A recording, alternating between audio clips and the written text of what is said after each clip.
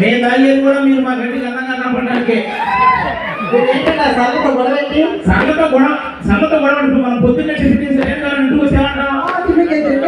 మధ్యాహ్నం భోజనం చేసి టైంకి వస్తే అది రాత్రి పడుకునే టైంకి వచ్చింది రండి అన్నాను. రండిగా కొట్టింది. ఇదేనా సరళ?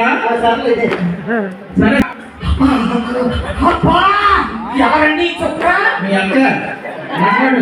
పనోళ్ళండి ఏదేందో అనేది పనోళ్ళండి. మీ ఆవిడతో కాపురం మొత్తం పనోళ్ళు అయితే మనం ఈ తాడేపల్లి కూడా రోడ్డు మీద నడుచుకుంటూ వెళ్తున్నారా? ఒక 500 రూపాయల నోటు 200 రూపాయల నోటు కనపడింది. అయితే తీసుకుంటాం. మీరు ఏమన్నా ఎదుర్కొన్నారా? 500 రూపాయల నోటు తీసుకుంటాను. నిజంగా ఎదుర్కొపోయా. నేనైతే 2 తీసుకుంటాను.